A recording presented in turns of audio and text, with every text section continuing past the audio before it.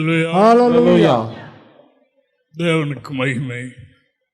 மறுபடியும் இந்த பரிசுத்த நாளை காணவும் அவர்களை மகிழ்ந்து கலை கூறவும் அந்த கிருபைக்காக ஆண்டவருக்கு நன்றி சொல்வோம்.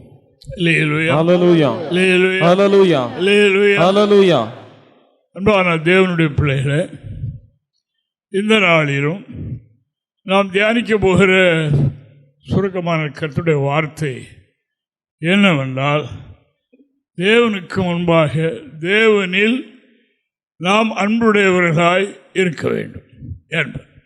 தேவனுக்கு மகிமை. அவரும் நம்மிலே அன்புடையவராய் இருக்க வேண்டும். இதுதான் ரொம்ப முக்கியம்.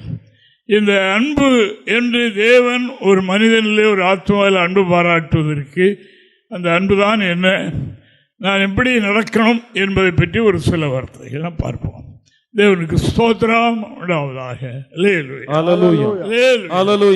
நான் வேதத்தில் வாசிக்கும் போது தேவனுக்கு 12 சீசர்கள் இருந்தார்கள். 12 பேருக்கும் பெயர்கள், தனித்தனி பெயர்கள் உண்டு என்று நாம் காணுகின்றோம். இந்த யோவான் அப்போஸ்தலன், இவருக்கு பேர் யோவான் தான். ஆனால் வேதத்தில் சொல்லப்படுகிறதெல்லாம் இயேசுவுக்கு அன்பாக இருந்த சீசன் என்றே அவர் பெயர் பெற்றிருக்கிறார் என்று நாம் காணுகின்றோம். அவருக்கு மட்டும் அந்த பெயர் என்று நாம் வாசிக்கிறோம். அப்படி போல நாமளும் தேவனுக்கு அன்பானவர்கள் என்பதை மற்றவர்களும் காணணும். ஆண்டவரும் நம்மை பற்றி தெரிந்திருக்கணும், நம்மை பற்றி நாமும் அறிந்திருக்க வேண்டும். இயேசுவுக்கு அன்பானவர்களாக இருக்கிறோமா? தேவனுக்கு மகிமை உண்டாவதாக. ஆனபடியினால் அந்த அன்பா இருந்த சீசன் அவருடைய பழக்கம் என்ன வாசிப்போம். யோவான் சுவிசேஷம் 13ஆம் அதிகாரம் 23வது வாக்கியத்தை அந்த சமயத்தில் அவருடைய சீசரில் இயேசுவுக்கு அன்பாயிருந்த ஒருவன் இயேசுவின் மார்பிலே சாய்ந்து கொண்டிருந்தான். இயேசுவுக்கு அன்பாயிருந்த சீசன் எங்கே இருந்தான்? இயேசுவின் மார்பிலே சாய்ந்திருந்தான். மற்ற சீசர்களும் தூர இருக்கிறாங்க, மற்றவர்களும் அப்போஸ்தலர்கள் தான். ஆனால் இந்த ஒரு சீசன் கிடைக்கிற நேரங்கள்லாம் அவர் மேலே சாஞ்சிக்கிட்டு இருந்து, செல்ல பிள்ளைகள் வீட்டில் பார்ப்போம் இல்லையா, கொஞ்சம் ஓடி வந்து அப்பாக்கிட்டே அம்மாக்கிட்டே சாஞ்சி உடம்புல சாஞ்சிக்கிட்டே இருப்பாங்க. இது அவருடைய பழக்கம். அன்பு என்றது இப்படி காட்டுறது. தேவனுக்கு மகிமை உண்டாவதாக. ஆண்டவர் வருத்தத்தோடு ஒரு வார்த்தை சொன்னார், உங்களில் ஒருவன் என்னை காட்டி கொடுப்பான் என்று சொல்லும்போது அந்த சமயத்தில், அதாவது இந்த அன்பாயிருந்த சீசன் இயேசுவின் மார்பில் சாய்ந்து கொண்டிருந்தார். இப்போ அந்த மற்றவர்களுக்கெல்லாம் கலக்கம் ஏற்பட ஆரம்பித்தது. நம்மில் அப்படி யார் செய்வார்கள், யார் அப்படி என்று இப்போ ஆண்டவரிடத்தில் கேட்கிறதுக்கு துணிச்சல் யாருக்கு வருது? அப்போ பேதுரு இயேசுவின் அன்பாயிருந்த சீசன் இயேசுவின் மார்பில் உடம்பில் சாஞ்சிட்டு இருக்கிறாரு. அவருடைய கையை காட்டி ஆண்டவர்கிட்ட கேட்டு, அவர் யார் என்று கேட்டு சொல்லு. யாருக்கிட்ட? இயேசுவுக்கு அன்பாயிருந்த சீசன். அவரிடத்துலதான் அவர் தான் கேட்க துணிந்தவர், அவருக்கு தான் கர்த்தர் பதில் சொல்லுகின்றார். பிறரும் சொல்லுவார், ஆனால் அவர்கள் அதுக்கு துணிச்சல் இல்லை.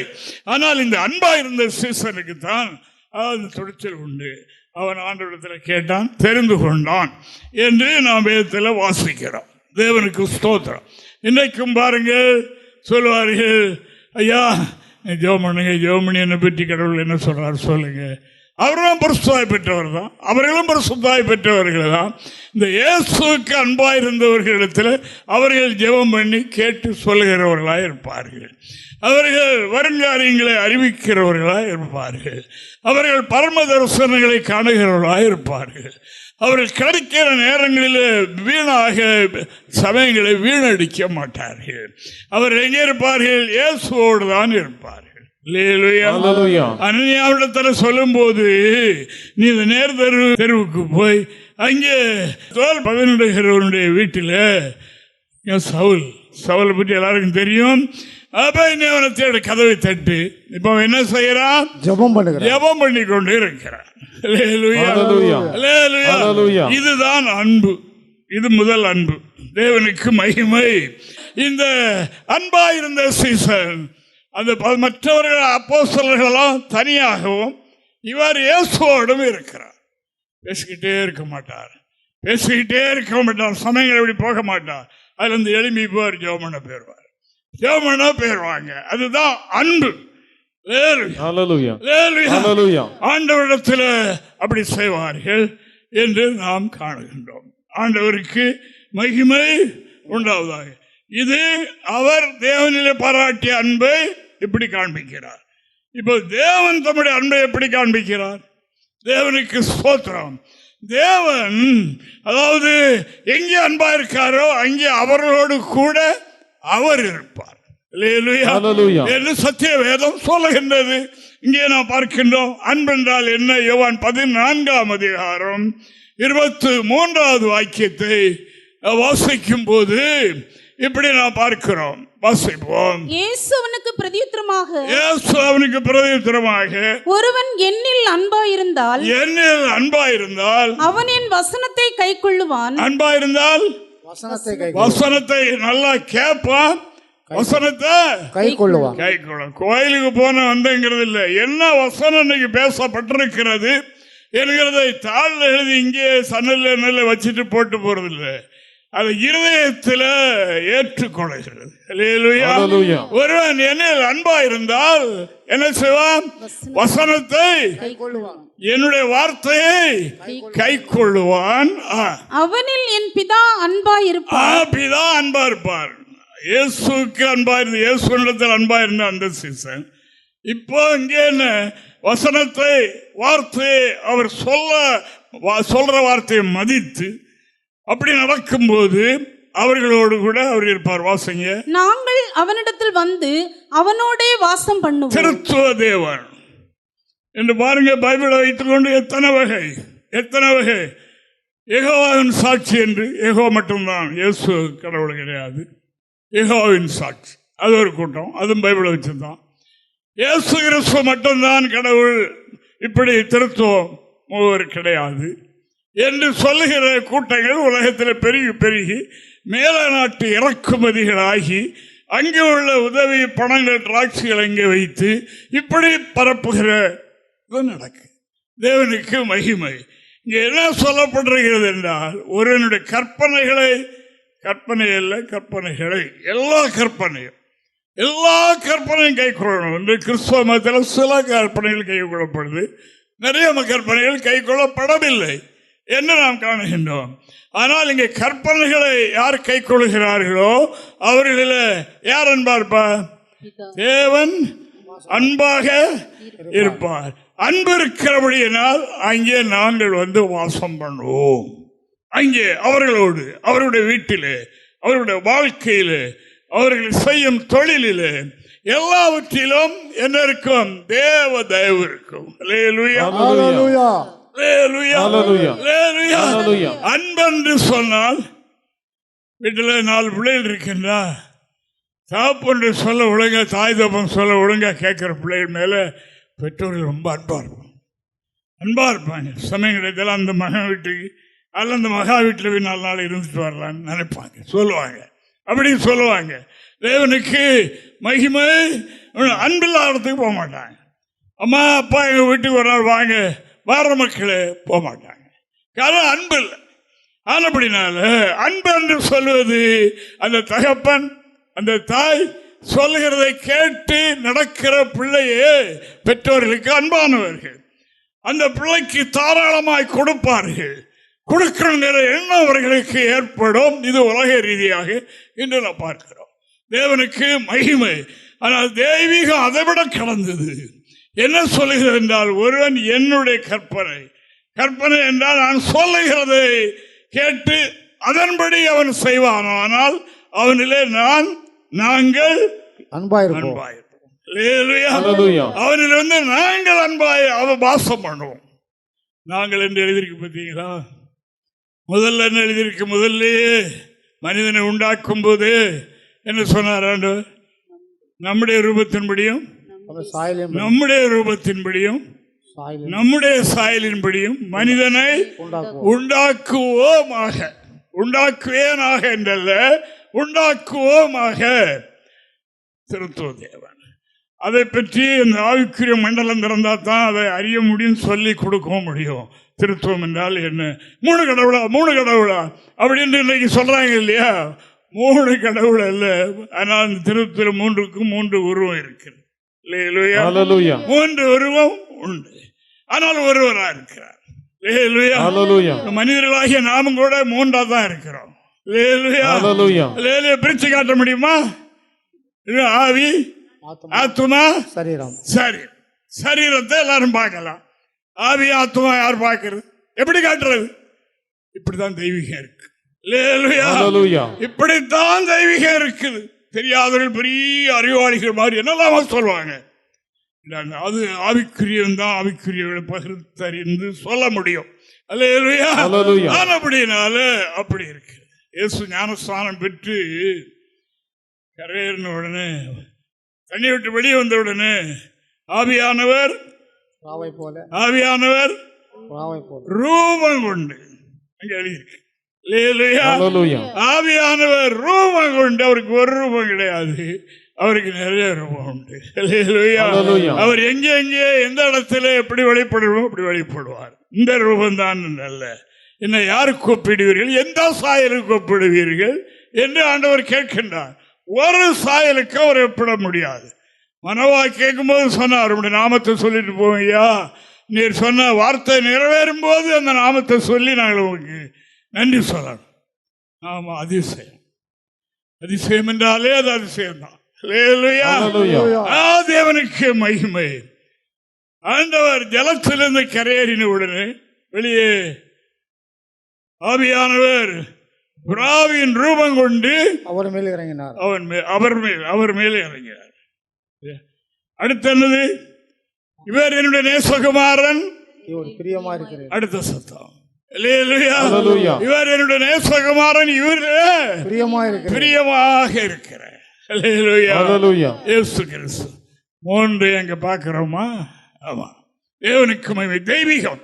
ஆனபடினால் இன்னும் நமக்கு தருகிற ஆலோசனை என்ன என்றால், அதாவது நாம் அவர் சொல் கேட்டு அவருடைய கட்டளைகளையும் கற்பனைகளையும் கை கொள்வோமானால் திருத்துவ தேவனுடைய ஆளுகை நம்மிலே இருக்கும். நாம் கூட இந்த ஆவிக்குரிய ஜீவிதத்திலே பார்க்கிறோம்.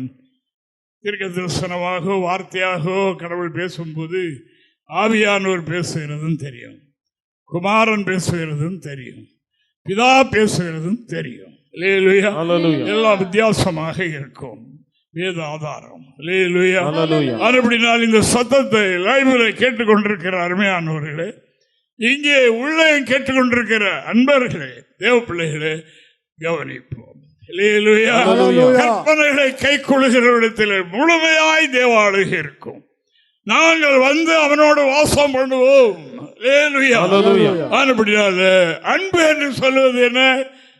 கற்பனை கை கொள்வது. கற்பனைகளை கை கொள்வதுதான் அன்பு. எங்கே கற்பனை கை கொள்ளப்படுகிறதோ அங்கே தேவன் அன்பாக இருப்பார். அந்த ஆராதனையில, அந்த ஊழியத்தில், அந்த ஐக்கியத்தில் நாங்கள் வந்து வாசம் பண்ணுவோம், நாங்கள் வந்து அதில் செயல்படுவோம் என்று கர்த்தருடைய வார்த்தை இன்று நம்மை பார்த்து சொல்லுகின்றது.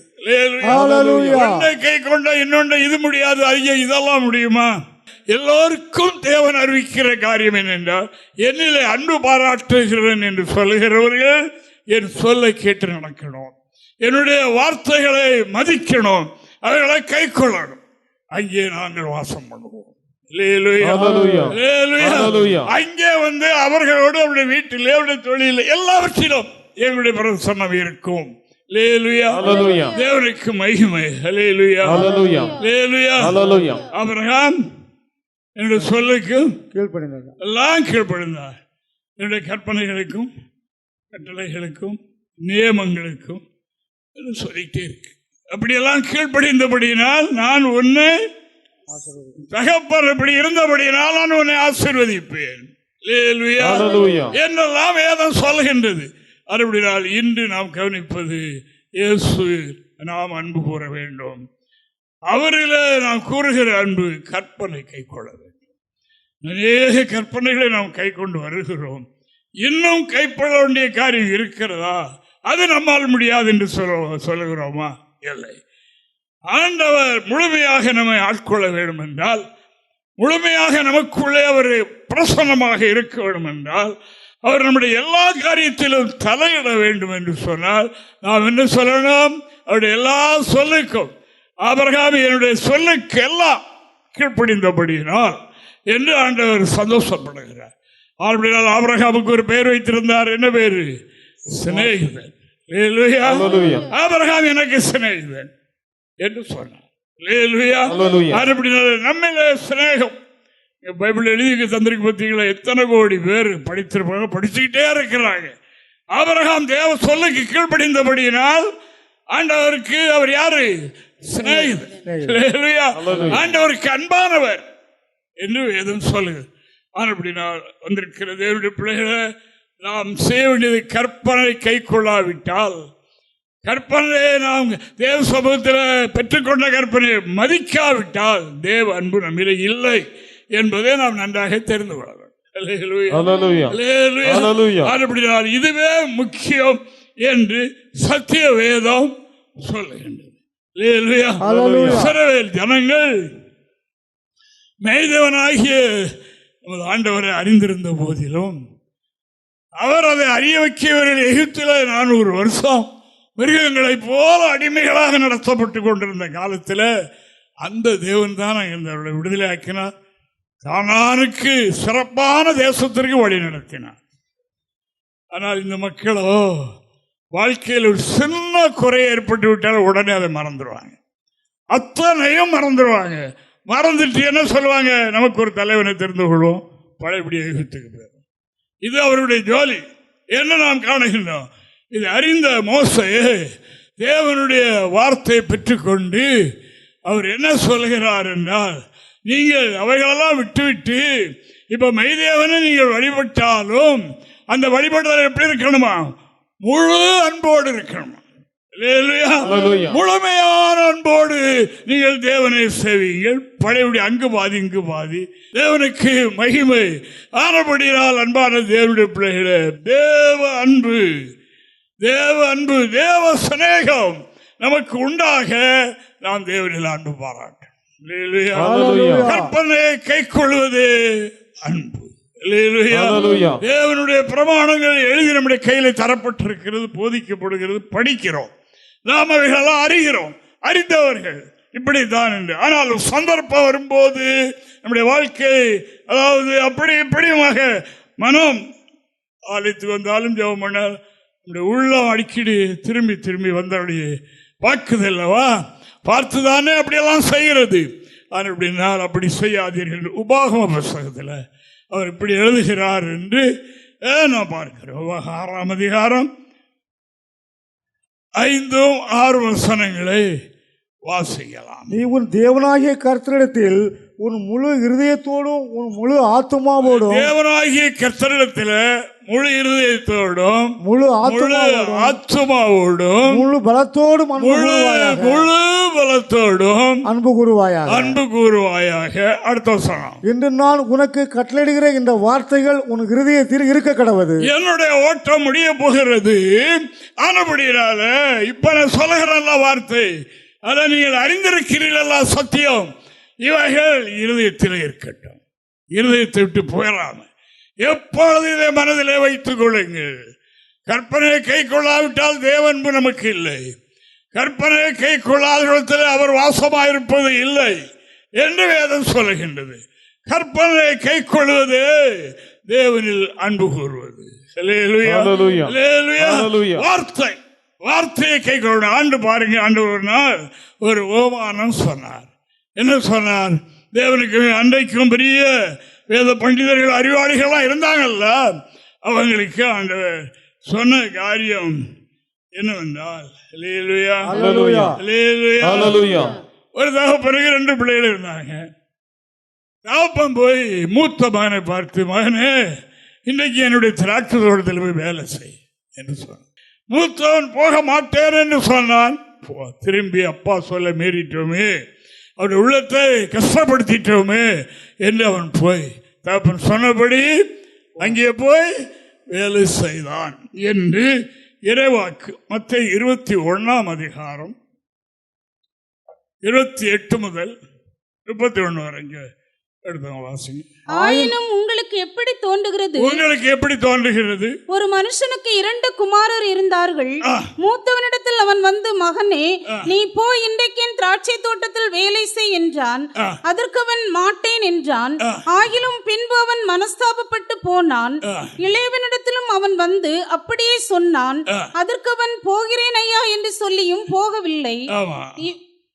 இவ்விருவரில் எவன் தகப்பனுடைய சித்தத்தின்படி செய்தான் என்று கேட்டார். தேவனுக்கு மகிமை. அப்ப மூத்தவன் தான் அப்படின்னு பதில் கொடுக்காங்க. அப்படி பதில் கொடுக்கப்பட்டது. அது இன்னைக்கு நம்ம எல்லாருக்கும் தான் இந்த பிரமாணம், இந்த வேதம் நம்ம கையில இருக்கு. ஆனால் என்ன எடுத்தாலும் எழுதியிருக்கு என்று சொன்னால், இதுவரைக்கும் போக மாட்டேன் என்று சொன்னவர்கள் பாவிகளும் வேசிகளும் மோசமாய் வாழ்ந்தவர்களும் எங்க தேவனுடைய வார்த்தையை கை கொண்டு அங்கே பரலோகத்துக்கு சேர்க்கப்படுறாங்க. பரம்பரையாய் கிறிஸ்துவர்களாய் இருந்து நாங்கள் செய்கிறோம் இயேசுதான் கடவுள் அப்படியா என்று சொல்லுகிறவர்கள் அப்படியே தான் இருக்காங்க. ஒரு வசனமும் கை கொள்ள மாட்டாங்க. எல்லாம் தட்டு ஞானஸ்தானத்திலிருந்து பரிசுத்தாய் பெறுவது எல்லாம் தட்டு. தேவனுக்கு மகிமை. ஞானஸ்தானம் என்று ஒன்றை கொடுக்காங்க, அப்படி இல்லை. இயேசு சொன்னது மட்டுமல்ல, அவரே ஞானஸ்தானம் பெற்றார், தண்ணியில் இறங்கினார், கரையேறினார் எல்லாம் எழுதியிருக்கிறது. தேவனுக்கு மகிமை உண்டாவதாக. அன்பான தேவனுடைய பிள்ளைகளை, இப்படி செய்துறேன் நான் அப்படி செய்யலை. அதனால யார் அன்பா இருந்தார்கள் தகப்பன் மேல, அந்த தகப்பன் யார் மேல் அன்பா இருப்பார். இது பிரகாரம் சொன்னபடி செய்தான் அல்லவா மூத்தவன். அவன் தற்சமயம் போக மாட்டான் என்று சொல்லியிருந்தாலும் போனான். அப்படினால் நீங்களும் அப்படி செய்ய. அதுதான் தேவன் மேல் வைக்கிற அன்பு. தேவன் நம்மை சிநேகம் வைத்து சிநேகிதர் என்று சொல்கிறா, அதுதான் தேவனுக்கு மகிமை. சிநேகிதர் எப்பொழுதும் சிநேகிதனோடு இருக்க விரும்புவான். ஆண்டவராகிய தேவன் அவரை யார் சிநேகிக்கின்றார்களோ, அவருடைய பிரமாணங்களை யார் கை கொண்டு நடக்கிறார்களோ, அவருடைய வார்த்தையின்படி யார் ஜீவிக்கின்றார்களோ, அவர்களே தேவனில் அன்பார். அவர்கள்தான் தேவனிலே சாய்ந்து இருக்கிறவர்கள். தேவனுக்கு ஸ்தோத்திரம். அவர்களோடு தான் நாங்கள் வாசம் பண்ணுவோம், அவனிடத்தில் போய் நாங்கள் வாசம் பண்ணுவோம் என்று இறைவாக்கு சொல்கின்றது. அன்பான தேவனுடைய பிள்ளைகளை, அந்த கிருபையை தேவன் நமக்கு தந்திருக்கிறார். நாம் இன்னும் கை கொள்ள வேண்டிய காரியங்கள் உண்டென்றால் கை கொண்டு எப்பொழுதும் கர்த்தரோடு இருக்கிற அந்த அனுபவத்தை நாம் பெற்றுவோம். தாவீது சொன்னார், கர்த்தரை எப்போதாவதா, கர்த்தரை எப்பொழுதும் என்னுடைய கண்முன்னால நிறுத்தி நோக்கி கொண்டிருக்கிறேன். அவர் என்னுடைய வலது பக்கத்தில் அவ்வளவுக்கு துல்லியமாய் கர்த்தரோடு இருந்திருக்கிறாங்க. அவர் என்னுடைய வலது பக்கத்தில் இருக்கிறபடியினால் நான் அசைக்கப்படுவதில்லை. பாட்டு படித்தோம் இல்லையா, ஒரு ஆணில் வெள்ளம் வந்தாலும் இன்னும் படித்தோம் இல்லையா, எரிகோவின் கோட்டை வந்து முன்னால் என்னாலும் இப்படி மீட்பர் மீட்பர் நம்மோடு இருக்கிறார். அவர் நம்மோடு இருக்கத்தான் நான் இப்படி இந்த வசனம் 2 தினங்களாக என்னோடு பேசின வசனம் என்று தேவ சமூகத்தில் உங்கள் முன்னால் வைக்கிறேன். அப்படினால் நாம் தேவனுக்கு சிநேகிதர்களாக இருக்கணும். தேவன் மேல் அன்பு வைத்து தேவன் நம்மோடு கூட இருக்கிற அனுபவம் உடையவர்களாக இருக்கு. அந்த கிருபை நமக்கு வேண்டும். நான் முன்பு ஒரு நாள் சொன்னேன், பிள்ளையுடைய தாய்மாருக்கெல்லாம் தெரியும், குழந்தை பக்கத்தில், சின்ன குழந்தை பக்கத்தில் கிடத்தி தட்டி தூங்க வைத்துட்டு தூங்குவாங்க. அந்த பிள்ளை ராத்திரி லேசாக முழிக்கும் போது என்ன பண்ணும், அம்மா பக்கத்தில் படுத்திருக்காளான்னு இப்படி தடைவாங்க. தேவனுக்கு அம்மா பக்கத்தில் படுத்திருக்காளா, தடைவார். அதான் எப்பொழுதும் அவருடைய நோக்கமெல்லாம் அதுதான். கர்த்தர் கொஞ்சம் விலகிடக்கூடாது, அவர் என் வலது பக்கத்தில் எப்பவும் இருக்கணும், தூரம் பெறக்கூடாது என்பதே அவர்களுடைய நோக்கமாக இருந்தது, பக்தருடைய நோக்கம். அவர் யாரு? தாவீது ராஜா ஆண்டவருக்கு எப்படிப்பட்டவர்? இருதயத்துக்கு இருதயத்துக்கு ஏற்றவனாக கண்டேன். அல்லேலூயா அல்லேலூயா. அருமையான தேவனுடைய பிள்ளைகளே, ஆண்டவருடைய இருதயத்துக்கு ஏற்றவர்களாய் நாம் இருக்கணும், சிநேகிதர்களாய் இருக்கணும். கிறிஸ்துவ தேவனுடைய ஆளுகை எப்பொழுது நம்மோடு கூட இருக்கணும். அதுதான் கிறிஸ்தவ வாழ்க்கை. ஏதோ எழுதி வைத்ததை வாசித்தோம், எலும்புங்கள் உட்காருங்கள், எலும்புங்கள் உட்காருங்கள், அந்த ஆராதனை அல்ல. நாம் பண்ணுகிற ஆராதனை இப்படி ஆனபடினால இயேசுவுக்கு அன்பா இருந்த சீசன் அவருடைய மார்பிலே சாய்ந்து கொண்டிருந்தான். அவன் அங்கேதான் இருப்பான் எப்பொழுதும். முழங்கால் போட்ட பொழுது மட்டுமல்ல, எப்பொழுதும் இருதயம் அங்கேதான் இருக்கும். எப்பொழுதும் அங்கேதான் இருக்கிறோம். அவருடைய மனதிலே அவரை சுமந்து கொண்டிருப்பார்கள். அன்புடையது எதுவோ அது அப்படித்தான் இருக்கும். அன்பு, பல அன்பு இருக்கிறது. அதில் உண்மையான அன்பும் அதான் தேவனை சிநேகிக்கிறது, அதுதான் தேவனுடைய கற்பனைகளை கைக்கொள்வது என்று வேதம் சொல்லுங்க. வேதத்தில் அதான் வாயினால சரி சரி சரி என்று சொல்லிக்கொண்டு மாறுறது இல்லை. ஆண்டவராகிய தேவன் இந்த யோவானை பற்றி குறை கூறினதாக நாம் படித்த அளவில் அவ்வளோ தெரியல. தேவனுக்கு மகிமை. ஆனால் அப்போஸ்தலனாகிய பேதுரு ஆண்டவருக்காக வைராக்கியமான தேவனுடைய மனுஷன், வைராக்கியமான மனிதன். ஆனால் அவரை பற்றி அவர் 3 தடவை அவனுடைய அன்பிலே குறைவுபட்டதாக கர்த்தருடைய வேதம் சொல்லுகிறது. பரிசுத்தாய் பெறுவதற்கு முன்னால் ஆனபடியினால் ஆண்டவர் அவருக்கும் சில பொறுப்புகளை கொடுக்க விரும்பி என்ன கேட்கிறார்? யோனான் குமாரனாகிய சீமோனே, என்னிடத்தில் அன்பா இருக்கிறார், நீ இவர்கள் எல்லாரும் விட இங்க இருக்காங்க இல்லையா, இவர்களை விட என்ன அதிகமாக நேசிக்கிறாயா, என்னில் அன்பா இருக்கிறாயா என்று எத்தனை தடவை கேட்டார்? 3 தடவை கேட்டார். அவர் இப்ப அன்பதான் இருக்கிறார். அன்பா இருக்கிறதுனால அவர் என்ன சொல்ற? ஆண்டவரை நீர் அறிவீர் அப்படின்னு தேவனுக்கு மகிமை. 2வது கேட்டார், ஆம் கர்த்தாவே நீர் அறிவீர். 3வது கேட்ட உடனே சரிதான், அவருக்கு தெரிய வந்து 3 தடவை மறுதளித்தாய் அல்லவா, 3 தடவைக்கு தேவனுக்கு மகிமை. இந்த யோவானை பற்றி அப்படி ஒன்றும் சொன்னதாக தெரியவில்லை. தேவனுக்கு மகிமை. அவர் அன்பா இருந்த சீசன், அன்பா இருந்த கடைசுவரைக்கும் இயேசு ஜீவனை விடுகிற நேரத்திலேயும் அங்கே அவர் தான் வந்தார் என்ன எழுதியிருக்கு. அந்த ஆண்டவர் பிதாவினிடத்தில் போக அல்ல, பிதாவினிடத்தினுடைய ஆவியை ஒப்படைக்கிற நேரம் வந்த போது பார்க்கிற நேரத்தில் இயேசு அன்பா இருந்த சீசனும் அவருடைய தாயாரும் தான் கணக்கு இருக்கட்டும், பின்னால பார்ப்போம். தேவனுக்கு மகிமை. ஆனபடினால் அன்பான தேவனுடைய பிள்ளைகளை இந்த பேதுருவனிடத்தில் ஆண்டவர் கேட்கிறார் பாருங்க. யோவான் 21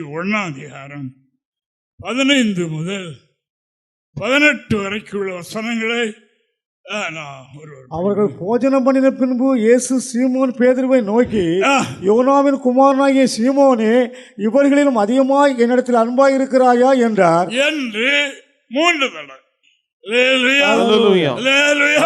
3 தடவை ஆண்டவர் கேட்டார். இனிமேலும் என்னிடத்தில் அன்பாயிருப்பாயா? மற்றவங்க அவங்க இருக்கிற அந்த அளவுக்கு அல்ல, இவர்கள் எல்லாரை விட நீ அன்பாயிருப்பாயா? இது ஒரு பெரிய பொறுப்பை அவருக்கு கொடுக்கறதுக்கு ஆண்டவர் விரும்பி அப்படி கேட்டார்.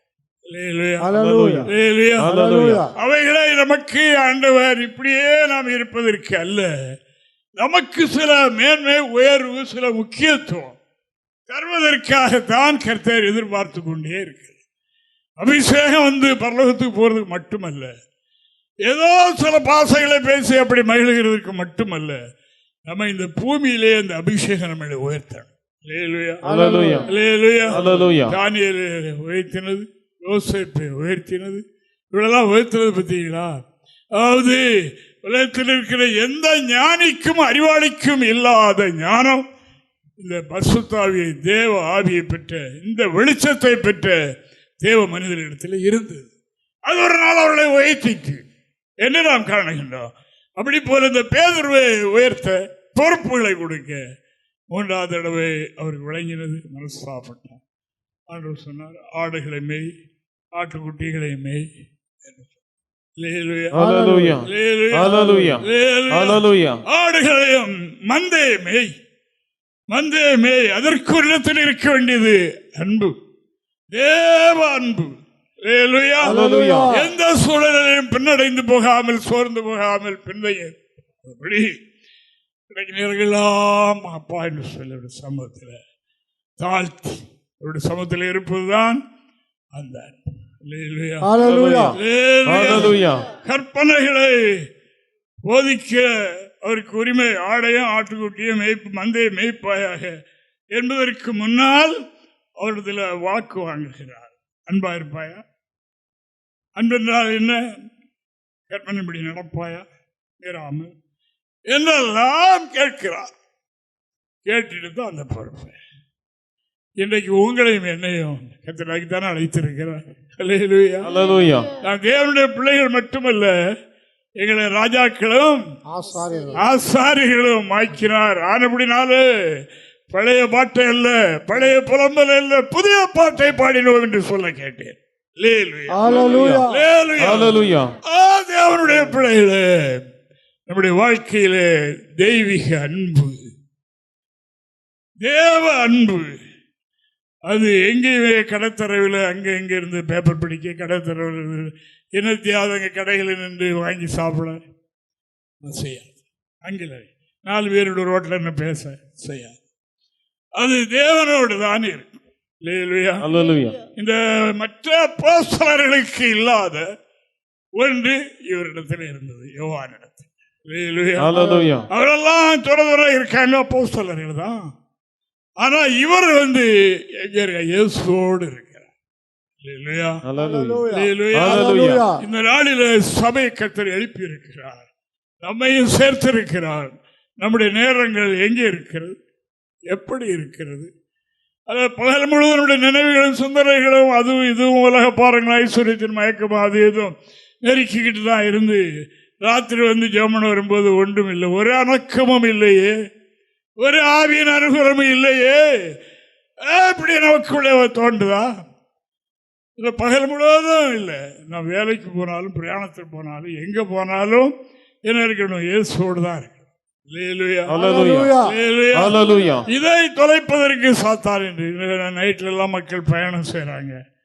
நைட் மிட் நைட்ல எல்லாம் போகும்போது இவ்வளவு சத்தம் போடுவானுங்க. இதை போடு, அந்த படத்தை போடு, இந்த படத்தை போடு, டிவியில் போடு, அதை போடு, நீ ஆபாசங்களை போட்டு கீழே இறங்கும்போது கொஞ்சம் கொஞ்சம் இருக்கிறவன் முழு பாவியாக தான் வருவாங்க, பசவட்டி இறங்குவான். அப்பா தேவனோடு இருக்கிறவன் அப்படி அல்ல, அவன் தேவனோடு இருப்பான் இல்லையா? அவனுக்கு அது விதிவிலக்கு, அப்படி இருக்கணும் என்றுதான் கர்த்தர். தேவனோடு இருக்க பழகுவோம். தேவனுக்கு மகிமை. தேவன் நம்மோடு கூட இருக்க முயற்சி பண்ணுவோம். கற்பனைகளை கைக்கொள்வோம், விடாமல் கைக்கொள்வோம், எல்லா கற்பனைகளையும் கைக்கொள்வோம். இதற்கு தேவன் அப்பா வீட்டில் இருந்துட்டாங்க, நம்ம வீட்டுக்கு வந்துட்டாங்க, என்ன ஒரு பெரிய பணக்கார், பெரிய ஐஸ்வர்யவான் இல்லையா? நம்முடைய ஆண்டவர் பெரிய ஐஸ்வர்யவான் மட்டுமல்ல, ஐஸ்வர்ய சமன்னர், பூரணமானவர், எடுக்க குறையாத அப்படிப்பட்ட களஞ்சியம் அது. அந்த பொக்கிஷம் நம்ம வீட்டுக்கு வந்துட்டுனா என்ன, அது இருந்துட்டா போதும், அதை மட்டும் விடாம பார்த்துக்கணும். அந்த தேவன் நம்ம வீட்டில் இருந்துட்டாரா, நம்ம வாழ்க்கையில் இருந்துட்டாரா போதும், எல்லாம் அவர் பார்த்துக் கொள்வார். எல்லாம் அவர் பார்த்துக் கொள்வார். பார்க்கக்கூடிய தகுதிக்குரியவர் அவர் என்று இறைவாக்கு சொல்லுகிறபடினால அன்பான கர்த்தருடைய பிள்ளைகளை நீங்கள் நம்முடைய வாழ்க்கையில் இயேசுக்கு அன்பாயிருப்போம்.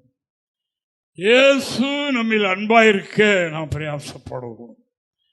நாம் இயேசு நம்மில் அன்பாயிருந்து விட்டால் வந்துடுவார். வீட்டில் இருப்பார். ஒரு கவலையும் நமக்கு தேவை இல்லவே இல்லை. உலக பிரகாரமான தேவைப்பட மற்றவங்களும் ஐஸ்வர்யா இருந்தாலும் 10 நாள் நம்ம வீட்டில் இருந்துட்டா, அப்பா இல்லைய மக்களை கொண்டு வந்த பணமெல்லாம் செலவாகி போச்சுது என்றுதான் உலக மனிதர்கள் சொல்ல முடியும். இவர் அப்படி அல்ல. அல்லேலூயா. Hallelujah. அல்லேலூயா. Hallelujah. ஆனபடியினால் அன்பு என்பது கற்பனை கைக்கொள்வது. கற்பனை கைக்கொள்ளுகிற இடத்திலே நாங்கள் வந்து அவனோடு வாசம் செய்வோம் என்று இறைவாக்கு சொல்லுகிறபடினால நான் தேவனை துதிக்கிறேன். அல்லேலூயா. Hallelujah. அல்லேலூயா. Hallelujah. அல்லேலூயா. Hallelujah. தேவனுக்கு ஸ்தோத்திரம் உண்டாவதாக. பிதாவாகிய தேவன் இந்த உலகத்தில் நம்முடைய குமாரனை நமக்காக தந்திருக்கிறார். அல்லேலூயா. Hallelujah. நமக்காக குமாரனை தந்திருக்கிறார். அல்லேலூயா. Hallelujah. குமாரனை தந்து நம்மிலே அன்பு கூர்ந்தார். அன்பு கூர்ந்தார். அல்லேலூயா. Hallelujah. எவ்வளவு பெரிய அன்பு பார்த்தீங்களா? ஜீவனை கொடுக்கிற அன்பை பார்க்கிற மேலான ஒரு அன்பு உண்டோ? உண்டோ? இல்லை. அதான் உபகமுத்திரமா படித்தேன் இல்லையா? தேவனாக்கிறதுல முழு இருதயத்தோடு முழுதும் முழு இருதயத்தோடு முழு ஆத்மாவோடும் முழு பலத்தோடும் அன்பு கூறுவாயாக, அன்பு கூறுவீர்களாக. நான் உங்களுக்கு இப்படி இந்த 5ஆம் அதிகாரத்திலிருந்து படிக்கணும். அங்கே மோசே ஒரு விஷயம் என்ன சொல்றாருன்னா அங்கே இருக்கு. அல்லேலூயா. இந்த மக்கள் ஆண்டவருடைய அன்பை விட்டு அடிக்கடி பின்னால போனவங்க இல்லையா? அதெல்லாம் மனதில் வச்சுதான் சொல்றாரு எல்லாவற்றையும். Hallelujah. மனதில் வச்சுதான் சொல்றாரு. அதனால அது இந்த நான் இப்பொழுது உங்களுக்கு சொன்ன இவைகள், இந்த வார்த்தை மனதில் இருக்கட்டும். Hallelujah. ஆலை முடிந்து வீட்டுக்கு போனாலும் இவைகள் மனதில் இருக்கட்டும். Hallelujah. மனதில் இவைகளை வைத்துக் கொள்ளுவோம். இப்படி சொல்லப்பட்டிருக்கிறதே வேதம். இப்படி வார்த்தைகளை கேட்டோமே, நம்முடைய ஐக்கியம், நம்முடைய அன்பு ஒரு நாளைக்கு எவ்வளவு நேரம் கர்த்தரிடத்தில் இருக்குது? நம்முடைய ஆண்டவர் திருத்துவ தேவன் நம்முடைய வீட்டிலே எப்பொழுது இருக்கிறாரா என்கிறதை தியானிக்கும்படியாக இந்த வசனம் இன்று நமக்கு தரப்படுகிறது. Hallelujah. Hallelujah. அவனை தேடு ஜெபம் பண்ணு. அதான் தேவனோடு இருக்கிறது. Hallelujah. கேட்போம் பிள்ளைகளிடத்தில் நாம் சில வேளையில கேட்போம், ஜெபம் பண்ணுங்களா? ஆமாய்யா ஜெபம் பண்ணணும். எப்போ? காலைல எங்கள் குடும்பம் 5 மணிக்கு, மத்தியானம் குடும்பமாக ஜெபம் பண்ணும்போது அப்பா 12 மணிக்கு ஒரு 3 தடவை ஜெபம் பண்ணுறையா? அப்படியா? இது கூட்டு ஜெபம். Hallelujah. ஆலயத்தில் ஆலய ஜெபம் இது. ஒரு மனிதன் தேவனோடு இருக்கிறான், தேவனுக்கு அவனுக்கு உறவும் ஐக்கியமும் இருக்கிறது என்கிறதை கண்டுபிடிப்பதும் நிர்வகிப்பதும் தனி ஜெபம். தனி ஜெபம் யார் பண்ணுகின்றார்களோ, தனி ஜெபம் யார் கூடுதலாக எப்ப தேடினாலும் அங்கேதான் அவங்க இருப்பாங்க. ஜெபம் பண்ணாவிட்டாலும் பைபிளாக படிச்சிருந்தாங்க, அதுல தான் அவங்க மனம் இருக்கும். தேவனுடைய பிள்ளைகள், சபையினுடைய பிள்ளைகள் இதுல நான் வளரணும். இதுதான் நம்முடைய நோக்கம். நாம் அதை அதாவது பைபிள் அறிந்திருக்கிறோம், அனுபவ ரீதியாகவும் தினமும் அனுபவிக்கிறோம். அதைத்தான் உங்களுக்கு சொல்லுகிறோம். நாங்கள் கண்டதையும் கேட்டதையும் தொட்டதையும் ருசி பார்த்ததுமாகிய ஜீவ வார்த்தை உங்களுக்கு சொல்லுங்க. யாரோ சொன்னது, எங்கேயோ பார்த்தது, எங்கேயோ படித்தது அல்ல, இதெல்லாம் என்னுடைய அனுபவம். இப்படி செய்தால் அவனே பாக்கியவான். வேற ஒருத்தர் பாக்கியவான்கள் கிடையாது. இவர்கள் தான் பாக்கியவான்கள். நம்முடைய வீட்டில் பொக்கிஷ வைப்பாக வைத்துக் கொண்டு அந்த உறவு ஐக்கியம் கொஞ்சமும் குறையாமல் பார்த்து கொண்டு அதுக்கேற்ற பிரகாரம் நடந்து கொள்கிறவருடைய வீட்டில் ஒரு குறைவும் இல்லை. அவர்கள் பாக்கியவான். தேவனுக்கு மகிமை. நாங்கள் மொரிஷியஸ் போறதுக்காக 10 மாசம் பாம்பேல இருந்தோம். 11வது மாசம்தான் அப்போ சபை ரொம்ப புவராக இருந்த காலம். புவர் என்று சொல்வதற்கெல்லாம் அப்படி கருத்தை நடத்தினார். அப்போ 11வது மாசம் போயிட்டு அப்போ எங்களுக்கு ஒரு வெளிப்படுது. அங்கே சபையில் ஒரு பாஸ்டர் இருந்தாங்க, உண்மையான பாஸ்டர். அவர் உண்மையான மனிதன். அவருக்கு தெரியப்படுத்தணும். சொப்பனத்தில் ராத்திரி அங்கே திருடர்கள் வர்ற மாதிரி ஆலயத்தில் ஒன்றும் கிடையாது, இருந்தாலும் இப்படி வர்ற மாதிரி இருக்குது, கொஞ்சம் விழிப்பாக இருந்துக்கிட்டேங்க சொல்லி அவர் ஜெபம் பண்ணி முடிஞ்ச வரைக்கும் பார்த்துக்கிட்டாங்க. காலையில் எழும்பி பின்வாசலை திறந்துட்டு போகும்போது முந்தனி ஓடுற ஒரு சத்தம் கேட்டிருக்கு. அப்பா அவர் அங்கே என்னப்பா ஐயா சொன்னாங்களே, அப்போ இப்போ தான் வந்தான் போல திருடேன் அப்படி என்று நினச்சிருக்கேன். அப்புறம் அவர் இறங்கி விடிஞ்ச பிற பார்க்கும்போது மணிக்கணக்காக அதிலே நின்று திறந்திருக்கேன். அந்த பூமியில் கீழே மண்ணு தான் அதிலே சுற்றி சுற்றி அந்த இடம் பள்ளமானது. அந்த இடத்த விட்டு ஒரு அடி நகர முடியாமல் ஒரு கட்டி போட்ட ஒருவனை போல அதிலே சுற்றிக்கிட்டு இருக்கான். இவர் வெளியே வந்த உடனே அவுத்து விட்ட மாதிரி ஓடி போயிட்டு. கர்த்தர் நம்மோடு இருக்கணும். கர்த்தர் காவலாளர்கள் விழித்திருப்பது விருதா. அவர் தானே காக்கணும். அவர் காப்பார். நாம் செய்ய கடமையை நாம் செய்யணும். ஆனால் கர்த்தர் காப்பார். எப்பொழுதும் கர்த்தர் நம்மோடு கூட இருக்க, எப்பொழுதும் அந்த திருத்துவ தேவனுடைய நிறைவு ஆளுகை நம்முடைய வாழ்க்கை நம்முடைய திருச்சபையில் இருக்க நாம் செய்ய வேண்டியது பிரமாணங்களை கைக்கொள்ளணும். இதுவே தேவனில் அன்பு கூறுவது. அன்பு கூறுகிற இடத்துல நாங்கள் இருப்போம் என்று கர்த்தருடைய வார்த்தை சொல்லி, அப்படி இல்லாத இடத்துல இருக்காது. அது உண்மை எழுதியிருக்கு இல்லையா? எழுத்தின்படிதான் இருக்கும். இல்லாவிட்டால் எத்தனை உபவாசம் போட்டாலும் சரி, எத்தனை விழிப்பு ஜெபம் போட்டாலும் சரி, ஒன்றும் கிடைக்காது. ஒன்றும் கிடைக்காது என்பது வேதம் சத்திய வேதம். சத்திய வேதம் சொல்லுகிற ஒன்றாக இருக்கிறது. அதற்காக நான் தேவனுக்கு ஸ்தோத்திரம் செலுத்துகிறேன். 3:16 பிதாவின் அன்பை பற்றி எழுதியிருக்கு பாருங்க.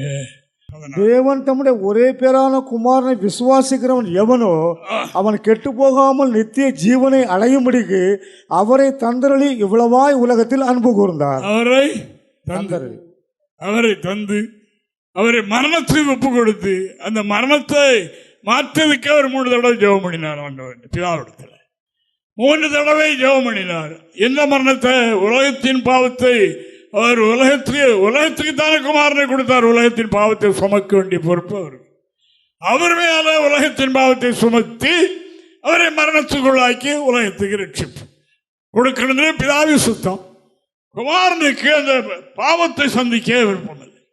அந்த மரணத்தை அவர் விரும்பவில்லை. அவர் பாவத்தை பாராதவர்கள். அவருடைய உற்பத்தியே பரிசுத்தம் தானே. பரிசுத்த ஆவியினால் தானே அவருடைய உற்பத்தியே. அவருடைய பாவத்துக்கு அவருக்கும் சம்பந்தம் கிடையாது. அதை தானே அவர் மறுத்து பிதாவினிடத்தில் வேண்டிக் கொண்டார். ஆனாலும் பிதாவினுடைய சுத்தத்தை அவர் மீறி ஜெபம் பண்ணல. பிதாவே, இந்த பாத்திரம் நீங்க கூடுமானால் நீங்கும்படி செய்யும், ஆனாலும் உம்முடைய சுத்தம். ஆனால் முன்பு அவர் என்ன தன்னுடைய விருப்பத்தை சொல்றார். இந்த பாத்திரத்தை நான் விரும்பல. அப்படிப்பட்ட ஒரு நிலையில் குமாரனை தந்தார் நமக்காக. எதற்காக? நம்மளோட அன்பினாலே. அது இல்லாவிட்டால் நமக்கு மீட்பு கிடையாது, ரட்சிப்பு கிடையாது. கோபாக்கிலே நரகம் நியமிக்கப்பட்டிருக்கிறது. அதை மனிதனால் தாங்க முடியாது. பயங்கரமான இடம். யார் போனது, யார் பார்த்தது, யார் பார்த்துட்டு வந்து சொன்னது கேட்க இருக்காங்க. நான் மட்டுமல்ல, நிறைய பேர் இருக்காங்க இப்படி பார்த்து. நரகம் இருக்கிறது. கற்பனையை கை கொள்ளாதவர், இயேசுவை ஏற்றுக்கொள்ளாதவர்களுக்கு ஒன்று இருக்கிறது. இன்று நாம் கவனிக்கிற காரியம், இயேசு நமது மேல் அன்பு கூர்ந்து குமாரனை நமக்காக தந்தார். நமக்காக அவ்வளவு பெரிய ஒரு பெரிய சொகுசான இடத்தை விட்டு பாழடைந்த உலகத்துக்கு அனுப்பினார். மனுக்குலத்தின் மேல் வைத்த அன்பினார். மனுக்குலத்தின் மேல் வைத்த நீடி அன்பினார், பழுதற்ற அன்பினாலே பிதாபடி செய்தார். குமாரனதை ஏற்றுக்கொண்டு நமக்கு இந்த மீட்பை தந்திருக்கிறார்.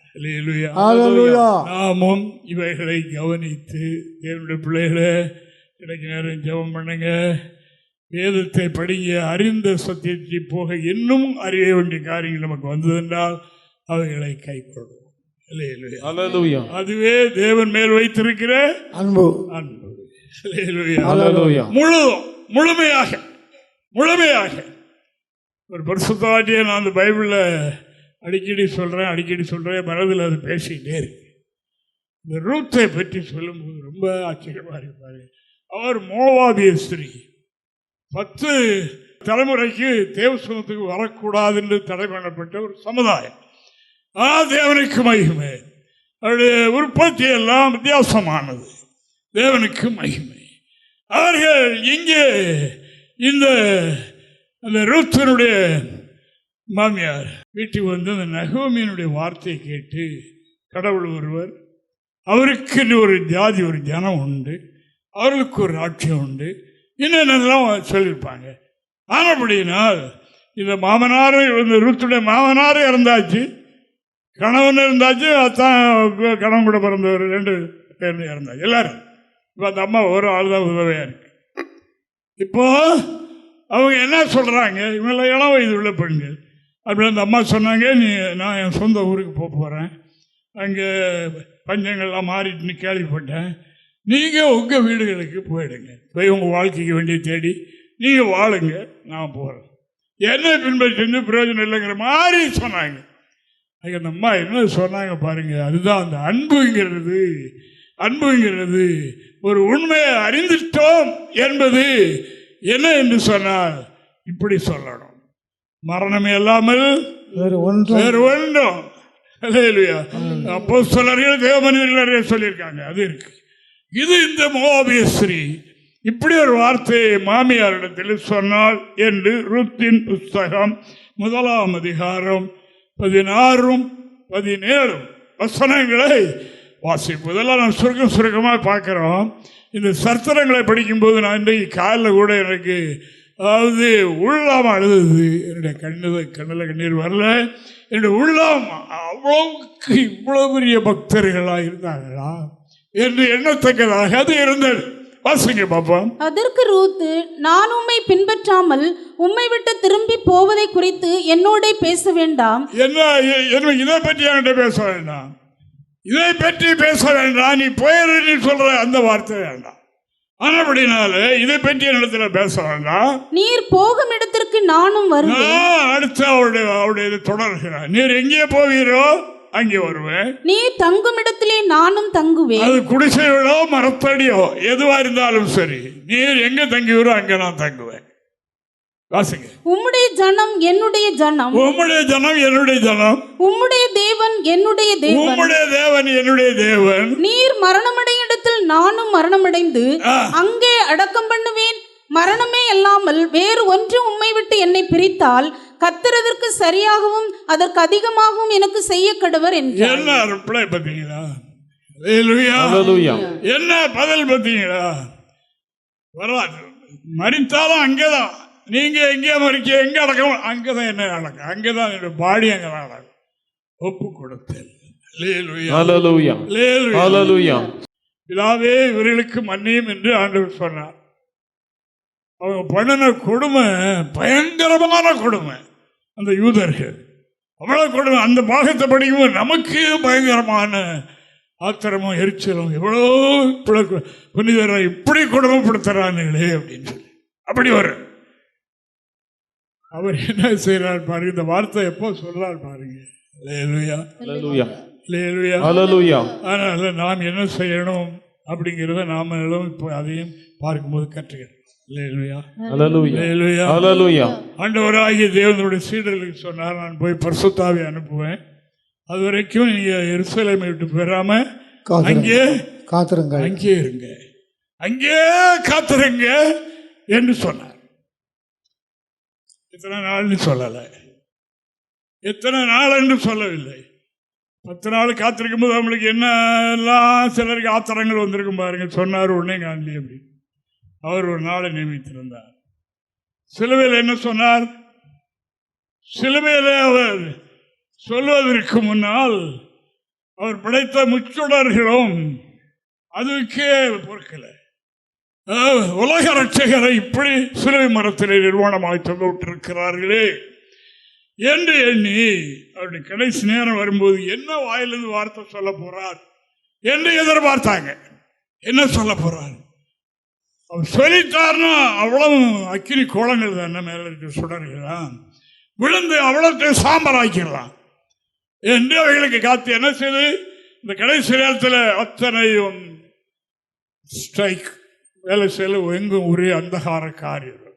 சுடர்கள் ஒன்றும் வேலை செய்யலையே, எல்லாம் மறைஞ்சிட்டு ஒதுங்கி இருக்கிற நேரத்தில் அங்கே இயேசுவாமி இருந்த வார்த்தை என்ன?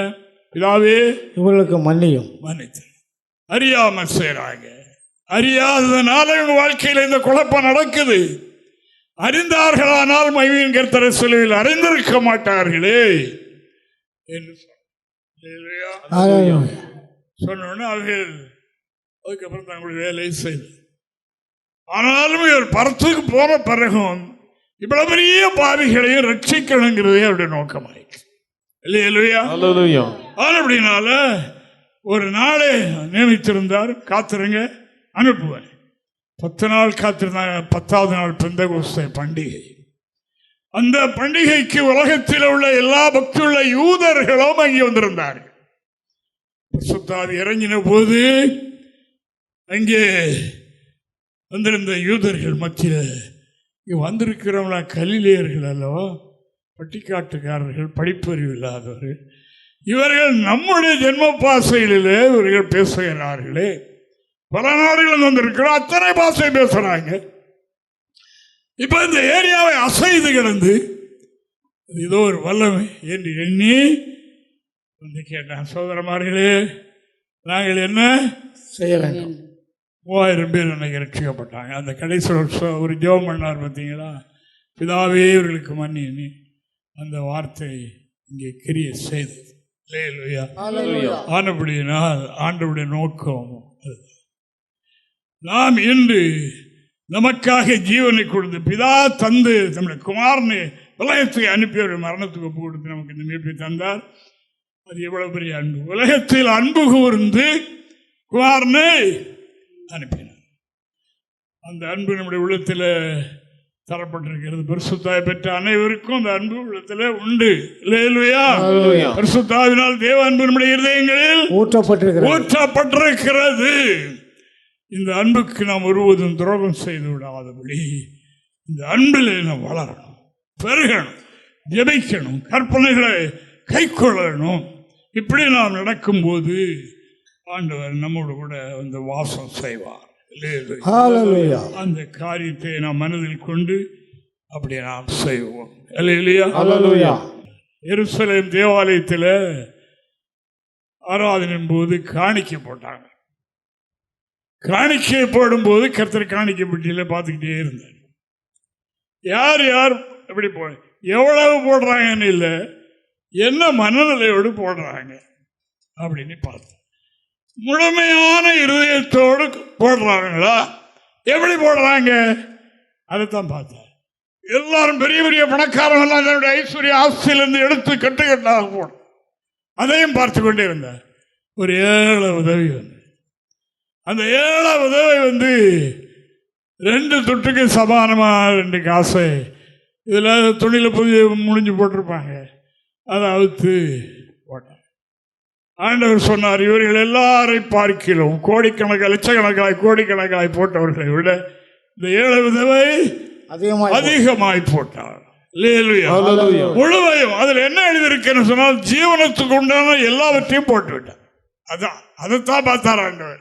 அவங்களுக்கு என்ன இருக்கிறது, கெட்டுக்கெட்டா போட்டாங்க இல்ல, அவங்களுக்கு இன்னும் நிறைய இருக்குது.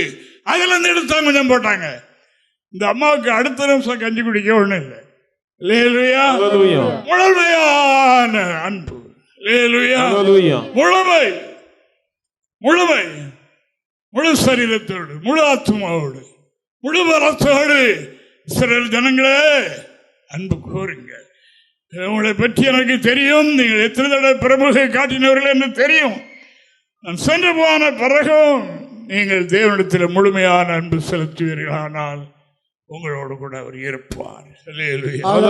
உங்களுடைய வாழ்க்கையில் உங்களோடு இருப்பார், உங்களுடைய தொழிலில் உங்களோடு கூட இருப்பார், உங்களுடைய எல்லா காரியங்களிலும் உங்களோடு கூட இருப்பார் என்று சொன்னார். வந்து நாங்கள் அவர்களோடு கற்பனை கை கொள்கிறவர்களோடு நாங்கள் வாசம் பண்ணுவோம்.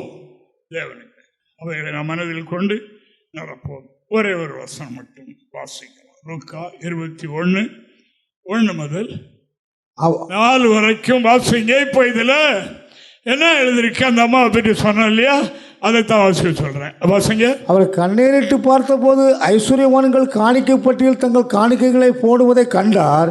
ஒரு ஏழை விதவை அதில் 2 காசை போடுகிறதை கண்டு, இந்த ஏழை விதவை மற்ற எல்லாரை பார்க்கிறோம் அதிகமாக போட்டாள் என்று மெய்யாகவே உங்களுக்கு சொல்லுகிறேன், அவர்கள் எல்லோரும் தங்கள் பரிபூரணத்திலிருந்து எடுத்து எல்லாரும் தங்கள் வீட்டில் இருக்கிற செல்வம் அதுல இருந்து பரிபூர்ணம் வச்சிருக்கிறாங்க, அதை எடுத்து போட்டாங்க, தேவனுக்கென்று காணிக்கை போட்டார்கள். இவ்வளோ தன் வறுமையிலிருந்து தன் ஜீவனத்துக்கு உண்டாயிருந்த எல்லாம் போட்டு விட்டாள் என்றார். போதுமா? போதுமா? முழு இருதயத்தோடு முழுமை. அடுத்த நிமிஷம் கர்த்தர் பார்த்துருக்க. அதுக்காக அப்படி நாம் செய்ய வேண்டும் என்றல்ல, அப்படி அல்ல, அந்த முழுமையான நிலை. கர்த்தர் மேல் உள்ள அந்த அன்பு, தேவனுடைய காரியத்தில் அவர்களுக்கு இருந்த இதைத்தான் அதை காட்டு. எல்லாரும் செய்தாங்க. என்னுடைய பரிபூர்ணத்திலிருந்து போட்டாங்க, நிறைய போட்டாங்க, கொடுத்தாங்க. இவ்வளவு தன்னுடைய வறுமையிலும் அதுவும் எழுதியிருக்கு. வறுமை, அவ்வளோ வறுமை. அடுத்த நிமிஷத்துக்கு கொஞ்சம் கையில் இருந்திருக்கலாம், அடுத்த ஒரு நேரம் ஆகிறது, அதெல்லாம் போட்டு விட்டார். கர்த்தர் அதை மெச்சிக்கொண்டார். கர்த்தர் அதை மெச்சிக்கொண்டார். அருமையான தேவனுடைய பிள்ளைகளே, இதனால தேவனுடைய அன்பை நாம் பார்த்தோம். கொஞ்சம் சில வசனங்களை பார்த்தோம், இன்னும் இருக்கிறது. சமயமாயிட்டு விடுறோம். தேவனுக்கு மகிமை. ஆனபடினால இயேசுக்கு அன்பா இருந்த சீசன் அவருடைய உடம்பிலே அவருடைய மார்பிலே சாய்ந்திருந்தான். தேவனுக்கு மகிமை. ஒருவன் என்னிலே அன்பா இருக்கிறேன் என்று சொல்ல, அன்பா இருக்க வேண்டும் என்று விரும்பினால் கற்பனைகளை கைக்கொள்ளுகிறவரிடத்தில் நாங்கள் வந்து அவனோடு வாசம் பண்ண, அவர் இருந்து விட்டால் எல்லாம் நமக்கு உண்டு. அவர் இல்லாவிட்டால் எது இருந்தும் பிரயோஜனம் இல்லை. அதனுடைய மனதுக்கு அமைதியும் சமாதானத்தையும் தராது, நமக்கு அது தைரியத்தை தராது. ஐஸ்வர்யம் பெருக பெருக பெருக பெருக 2 வகையான பயம் அவர்களை அழுத்தம். ஆமா, திருடம் வந்து விடுவானோ, ஒரு ஊருக்கு போனாலும் அந்த பயம், வீட்டை போட்டு வந்துட்டோமே, இன்கம் டேக்ஸ்காரன் வந்துடுவானோ என்று பல வகையிலே நடுக்கும். ஆனால் அப்படி அல்லாதவர்களுக்கு எந்த பயமும் இல்லை. கூலி வேலை செய்யறவனும் வேலை செய்துட்டு மம்பட்டிய மத்தியானம் கொஞ்சம் ஏதோ கூட சாப்பிட்டுட்டு நிழலில் திரைக்குள்ள மம்பட்டி வச்சுட்டு படத்தானா அப்படியே திரை வேணும் இல்லை. அதனால் அந்த வாழ்க்கையை நமக்கு தேவன் வைத்திருக்கிறார். இயேசு அன்பாயிருப்போம். இயேசு நம்மில் அன்பாயிருக்கட்டும். அவர் என்று நம்மோடு கூட இருப்பார். அதுவே சிலாக்கியம். கர்த்தர் நம் அனைவரையும் ஆசீர்வதிப்பாராக. எங்களை தொடர்பு கொள்ள வேண்டிய முகவரி: புதிய எருசலேம் சபை, 3/248 A, தெற்கு சானல் கரை, அனந்தன் பாலம், சாலேம் நகர், ஆசாரிப்பள்ளம் போஸ்ட், நாகர்கோவில் 629201. எங்களது தொலைபேசி எண் 89313126 மற்றும் 94895299462.